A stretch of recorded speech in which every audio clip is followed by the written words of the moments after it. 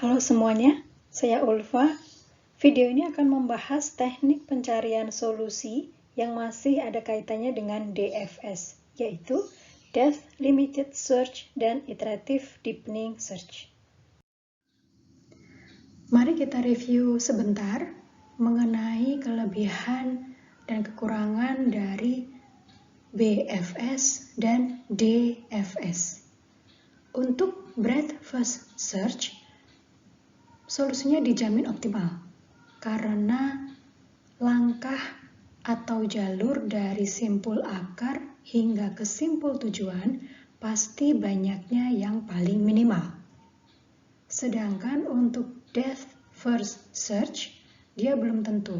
Karena pencarian secara mendalam, mungkin saja DFS akan melakukan pencarian terus-menerus pada suatu jalur, padahal mungkin ada jalur lain yang menghasilkan solusi dengan langkah yang lebih minimal. Sedangkan dari kompleksitas ruang, untuk BFS dia lebih buruk karena menyimpan semua simpul pada kedalaman tertentu. Sedangkan DFS dia kompleksitasnya lebih baik untuk kompleksitas ruang. Nah, berdasarkan kelebihan-kelebihan tersebut, berusaha kita ambil optimality dari BFS dan kompleksitas ruang dari DFS untuk kemudian diusulkanlah Depth First Search, namun kedalamannya dibatasi.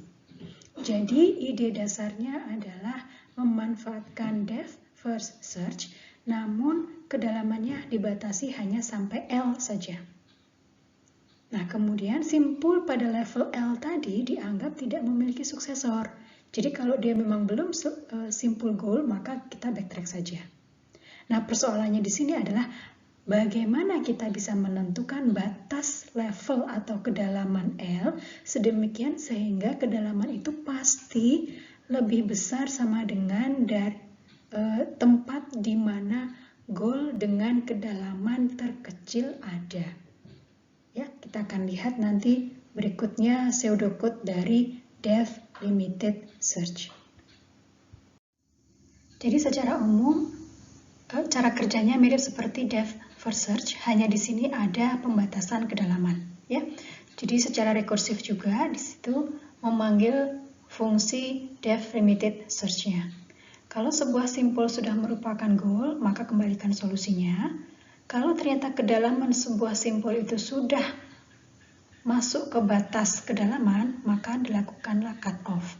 Yang dimaksud cut off artinya tidak di-expand lagi, sehingga dia nanti akan otomatis backtrack ke fungsi yang memanggil sebelumnya.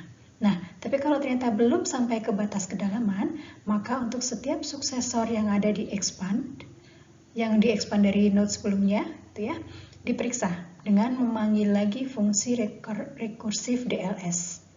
Oke, kalau ternyata hasilnya adalah cut off, maka kita nyatakan bahwa terjadi cut off untuk kemudian kita akan backtrack kembali ke simpul terakhir sebelumnya untuk mencari apakah ada tetangga lain yang bisa diperiksa. Oke, kalau tidak gagal maka kita kembalikan hasilnya. Jadi idenya seperti itu saja.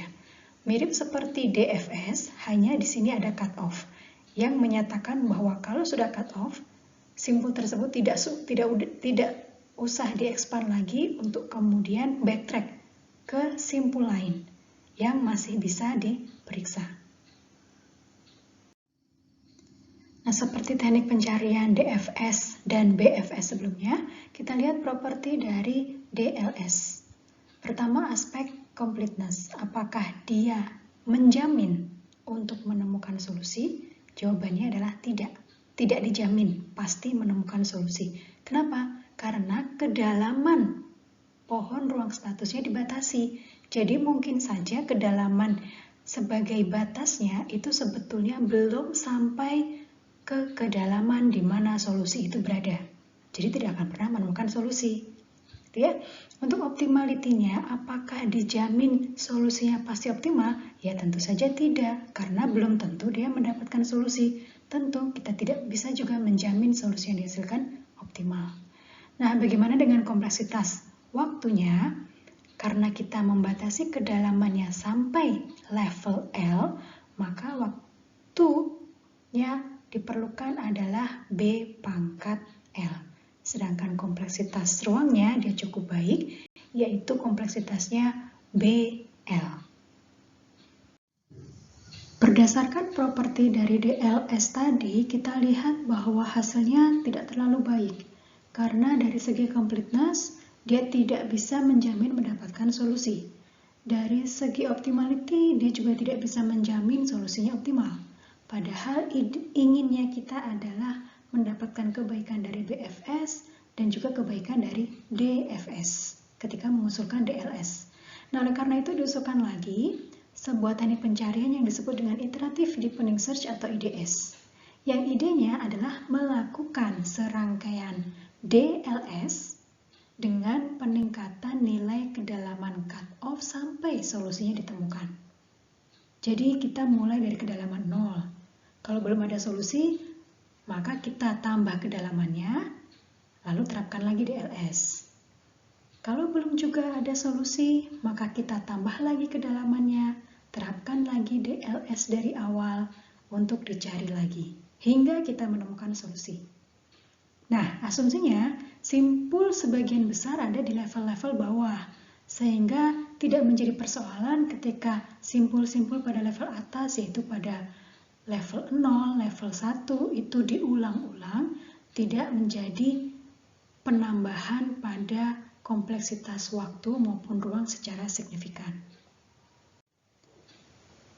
Jadi idenya adalah mulai dari kedalaman 0, kita melakukan iterasi untuk memanggil DLS dengan kedalaman 0. Ketika hasilnya ini cut off, berhenti karena cut off, maka kita akan melanjutkan lagi iterasi dengan kedalamannya ditambah 1.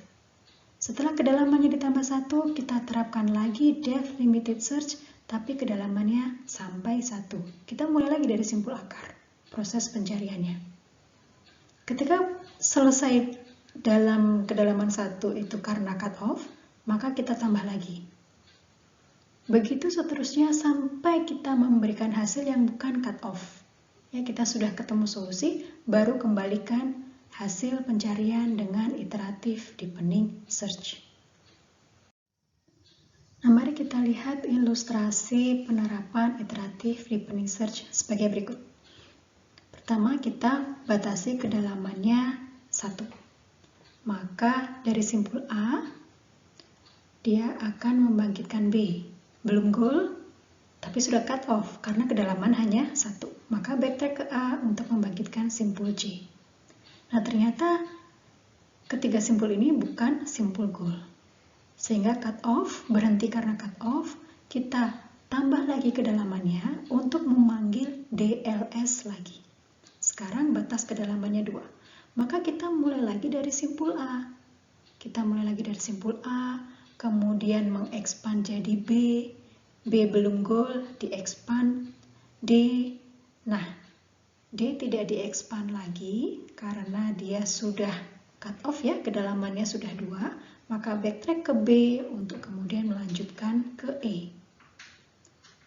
Hal yang sama, E belum solusi, dia harus backtrack lagi ke B karena kedalamannya sudah 2, backtrack lagi ke A untuk expand ke C. Begitu seterusnya, sampai G ternyata belum solusi. Karena belum solusi dan kedalamannya itu sudah 2, sesuai dengan batas limitnya, cut off, maka kita tambah lagi kedalamannya untuk kemudian diterapkan lagi DLS dari simpul akar. Ya, dari simpul akar. Nah, misalnya di sini kita simpul solusinya adalah M. Maka pada saat kedalaman 3 inilah kita mendapatkan simpul solusinya yang merupakan simpul anak dari C, kemudian dari C ke F, F baru ke M. Ya, jadi pada kedalaman 3 ini kita bisa menemukan solusinya. Nah, inilah ide yang seolah-olah kita menerapkan gabungan dari DFS dengan BFS. Sama seperti teknik pencarian sebelumnya, mari kita lihat properti dari IDS. Dari segi completeness, apakah dia dijamin mendapatkan solusi? Jawabannya ya, jika branching factor-nya terbatas. Ya. Kemudian dari segi optimality, dia juga dijamin memberikan hasil yang optimal ketika langkah dari satu state ke state berikutnya itu dianggap memiliki biaya yang sama. Karena dia pasti menghasilkan banyak langkah yang minimal dari simpul akar ke simpul solusi. Untuk kompleksitas waktunya, maka dia juga cukup baik, yaitu B pangkat L, di mana L ini adalah kedalaman yang menjadi batas dari IDS. Sehingga kita bisa tahu bahwa L ini nanti juga kedalaman di mana solusi itu ditemukan. Nah, untuk kompleksitas waktunya dia juga cukup baik, yaitu BL, karena solusinya sudah ditemukan pada kedalaman L. Nah, inilah kemudian yang memberikan kualitas solusi yang cukup baik, yang seolah-olah gabungan dari kebaikan BFS dan kebaikan DFS dalam proses pencarian solusi. Demikian video mengenai DLS dan IDS. Selamat belajar!